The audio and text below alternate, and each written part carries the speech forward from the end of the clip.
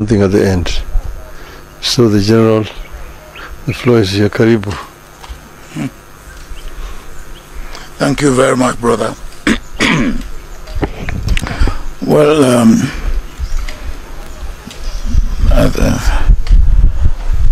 I am very gender sensitive. So when they say gentlemen of the press, I say ladies and gentlemen of the press. Because here is my sister, is not a gentleman, it's a lady. And so I think the beginning is to look at our situation in Africa, or in fact start on the broadest plane. Look at the situation in the world today. The other day somebody told me that there are 67 wars that are being fought in the world today. 67 wars. There's so much uncertainty. There's so much insecurity. There's so much instability. There's so much unpredictability in the world. And when you bring it nearer home, Africa, in all these, Africa is victimized because we get the wrong end of the stick all the time. So what can we do? I believe that one instrument that we have in Africa that we can use to our advantage at the community level, at the local level, at the national level, at the continental level, is our continental organization, the AU. And the AU, if it will serve the purpose that is meant to serve, it requires the right person at the right time. And this is a time that we in Africa, and working with the rest of the world, we need to get AU to be what it should be. They are doing what they can do, because AU got me and two, with sister and a brother, to look at the situation of Tigray and the federal government of Ethiopia. But there's a lot more that is wrong with Africa today. My own part of the continent, West Africa, is riddled with government that had not come through constitutional means, is riddled with insecurity, is riddled with poverty, unemployment, and you can say similar thing even for this part of Africa. So if in less than a year there should be a change of button at the AU level, maybe some of us should take it upon ourselves to assist our incumbent leaders to make sure that we look and search and advise. And so part of my visit was really three. One, Brother Raila is a friend of many, many years. What year did we go to Kisumu for the final funeral of Jaramogi? 1995. 1995. And when I came back and went back to Nigeria, I was charged with treason. Treason not only because they say I wanted to topple the government of Nigeria, but also because I came here because I want to topple the government of Kenya, because I went for the funeral rite of the leader of opposition. Now that's as far back as we have been friends, and now have been friends of the family, and particularly of Raila. So consulting, searching, what can we do? And consulting. Second thing is that not too long ago I was here with the President of the Republic, President Ruto, and Raila, and we went to Mombasa. Yes. We went to Mombasa, and the outcome of that exercise was 5 each from the two parties to form a committee, and I understand that committee have done impressive work. Of course, in my part of the world, we believe that when you put yam in fire, you must be able to turn it over so that it's not overburnt, overdone. So I want to see what progress we are making in that line. I will be seeing the president, with whom, of course, I'm also regularly in contact. And the third is what I said earlier on. Now, can we be looking? We need a person, man or woman, who has experience, who understand the situation we are in, who comes from a background that can make a difference, and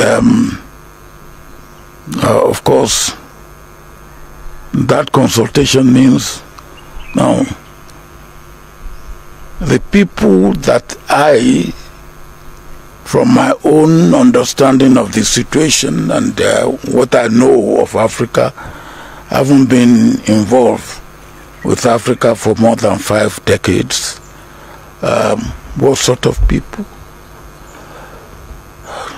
Some time ago, I was one of those who midwifed, because we believe that people who have held the position of head of government, either at the prime minister level or at the presidential level, will be able to knock at the door of incumbent prime ministers and presidents without much ado. And such people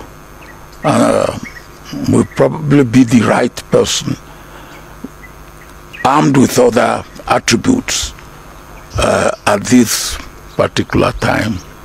And as I was saying, we midwife Konare in some years back, and maybe at this time we should be looking at that sort of. But whoever we look for must come from a country that is is not of extreme in any sense, and where there are no much antagonism against such country. Then when you look at those who have held that position before, I believe strictly it should be the turn of East Africa. Not too long ago we had Southern Africa. The one now whose time will be ending is Central Africa. Before that, as I said, we had Conare from West Africa. I believe it should be the turn of Eastern Africa or East Africa. And can we find such a person? I believe, yes, we can. But such a person should not be the candidate of his country. He should be the candidate of the region. And if the region can come together and put such a candidate forward, I believe that should be the way we should go. And that's the main point of my visit before I go to attend the AU meeting for the 17th and the 18th. And I have no doubt in my mind that my friend could easily be a viable candidate. But that, of course, is subject to the views, feelings, and, of course, the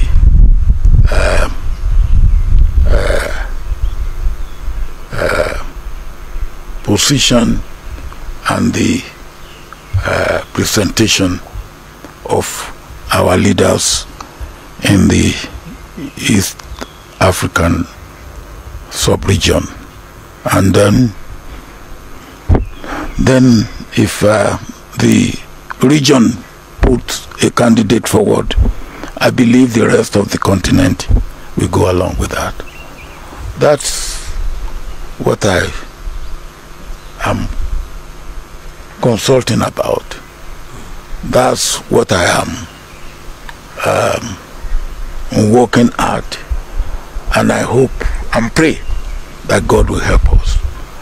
Africa needs to stand up and stand up firmly.